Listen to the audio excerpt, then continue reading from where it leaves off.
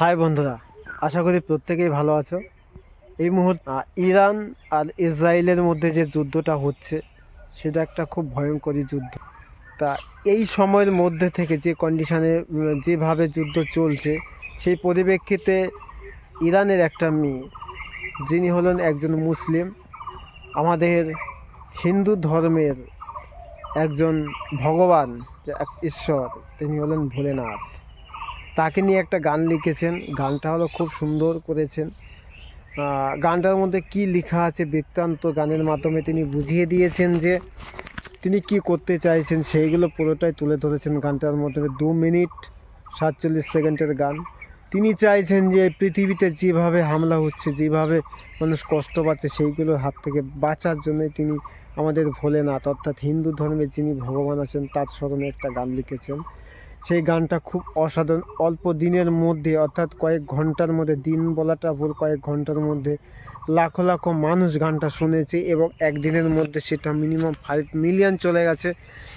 বুঝতেই পারছো গানটাকে মানুষ কতটা পছন্দ করেছে। গানটার মধ্যে লেখা আছে যে হে ভগবান, হে ভোলেনাথ, তুমি এই সাধারণ মানুষ যারা আছে তাদের তুমি বাঁচিয়ে তোলা, যারা যুদ্ধ করছে তাদের তুমি দমন করে দাও। এইগুলোই তিনি গানটার মধ্যে লিখেছে। গানটা কী কী গেয়েছে না গেছে আমি তোমাদের এই ভিডিওটার মধ্যে আমি শোনাবো। শুনতে থাক, আশা করি ভালো লাগবে। তারপরে আমি বলছি।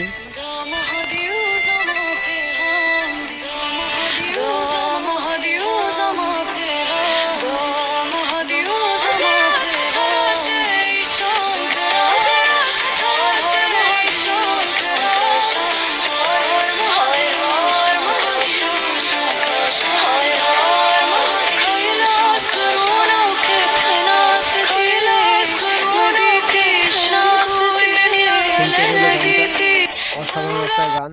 এই ধরনের গান যদি কোনো মুসলিম মেয়ে লেখে বা গায়, গানটা খুবই অসাধারণ একটা গান। তাই বলছি প্রত্যেকেই, ধর্ম সবার কাছে, তুমি সব ধর্মকেই ভালোবাসতে পারো, কিন্তু একটা কথাই বলবো, মানুষের জন্ম নিয়েছে পৃথিবীতে, তাই মানুষের মতোই কাজ করো। ধর্ম বলে কী যে সেটা আমি আজও পর্যন্ত বুঝতে পারিনি, কে হিন্দু কে মুসলিম।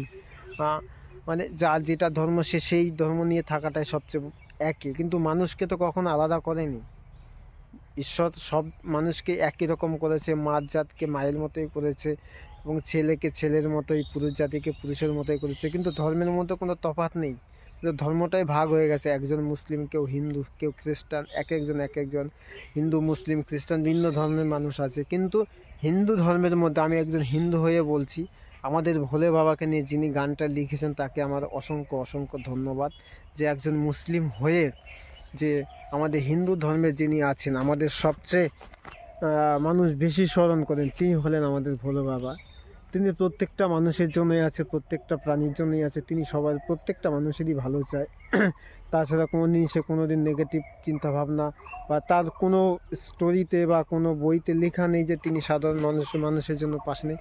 সবার জন্য তার সবার পাশে আছে। নাই তাই বলছি প্রত্যেকটা মানুষ একটা কথাই বলো যে ইসরায়েল আর ইরানের মধ্যে যে যুদ্ধটা আছে সেটা পুরোপুরি যাতে বন্ধ হয়ে যায়। কারণ একটা কারণ বলছি, যে মেয়েটা গান টেলেছে তার উদ্দেশ্যের জন্যই বলা, আর আমার তরফ থেকে একই কথা, যে যুদ্ধ যাতে বন্ধ হয়ে যায়। আর তাদের ভালোবাসা এবং স্মৃতির জন্যই যারা চলে গেছে যুদ্ধের জন্য, ইসরায়েল এবং ইরানে যারা চলে গেছে প্রত্যেককে আমি তাদের পরিবারকে একটু শান্তির কামনা করছি, যাতে ওনারা যাতে যত তাড়াতাড়ি পারুক, যারা ভেঙে পড়ে, যারা চলে গেছে পৃথিবী ছেড়ে যুদ্ধের জন্য, তাদের কাছে প্রত্যেকটা মানুষ গিয়ে তারা তাদের বোঝাও, তার ফলে যারা যত তাড়াতাড়ি সুস্থ হয়। কিন্তু যারা যুদ্ধ করছে তাদের কথা একটা কথাই বলবে যে আপনার যুদ্ধটা অবশ্যই বন্ধ করুন। যিনি গানটা লিখেছেন তার গানগুলো প্রত্যেকটা কথার মধ্যে এত সুন্দর ভাষা লেখা আছে, শুনলে অবাক হয়ে যাবেন যে কী সুন্দর ভাষা প্রয়োগ করেছে। ঠিক আছে, এই ভাষাগুলো সত্যিই অসাধারণ। হয়তো মুসলিম কান্ট্রি একটা দেশটার উপরে যেভাবে হামলা চালাচ্ছে, সেই ক্ষেত্রে দেখতে গেলে যে ইসরায়েল খুব বড় ভুল করছে। কেননা যে দেশ এগোতে চাইছে তাকে এগোতে দাও না, তার মতো করে চলতে দাও। এইভাবে বেকার একটা হামলা এনে নিজের দেশে শত্রু বাড়ানো, এত সাধারণ মানুষ মারা যাচ্ছে। বা হয়তো সে দেশের সরকার খামেনি যে কাজগুলো করেছে, যেসব অত্যাচারগুলো সাধারণ মেয়েদের উপরে করেছে, বা যেভাবে একটু মানুষের শরীরে একটা মেয়ের যখন চুল খোলা থাকে তখন কি করে সেই মেয়ের উপরে বিভিন্ন রকমের অত্যাচার চালায়, হয়তো একটা মেয়েকেও মেরেও ফেলেছে, হয়তো মেরে ফেলেছে, জানি না আরও অত্যাচার হয়েছে কিনা। কিন্তু তোমাদের কাছে আমি একটা কথাই বলতে চাই, যেসব দেশে যুদ্ধ হচ্ছে সেসব দেশগুলো অ্যাকচুয়ালি যুদ্ধ তো ভালো নয়, খুব খারাপ জিনিস।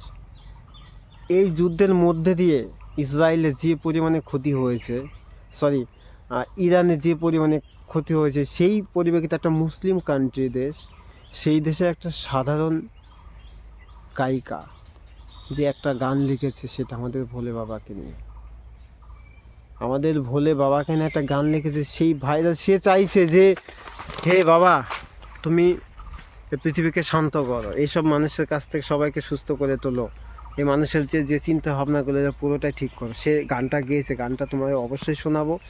তার সাথে একটা কথাই বলতে, সে মেয়েটার প্রত্যেকটা কথার পিছনে বিশাল বড় বড় মাহাত্ম্য রয়েছে, কথা রয়ে গেছে যে ভোলে বাবা তুমি প্রত্যেকটা মানুষকে শান্ত করো, ঠিক আছে।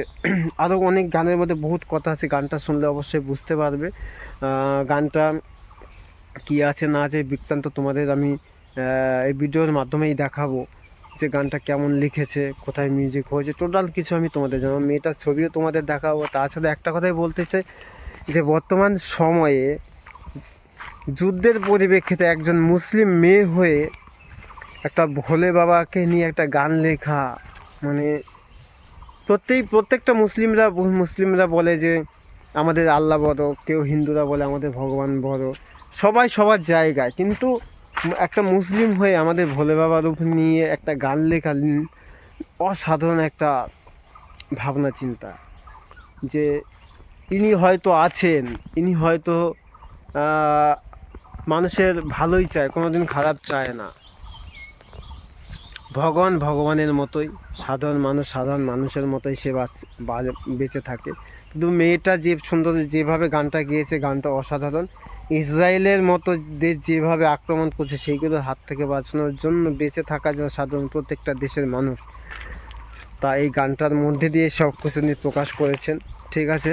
গানটা যদি শোনো অবশ্যই তাহলে বুঝতে পারবে, তোমার শরীরের লোম পুরোটাই দাঁড়িয়ে থাকবে যে এত সুন্দর একটা লিপসিংয়ের গান। অন্তরা মুখরা দুটোটাই অসাধারণ গেয়েছে, আর মিউজিকটা অসাধারণ করেছে। তোমাদের কাছে একটা কথাই বলতে চাই, যে মেয়েটার গানটা অবশ্যই শোনো।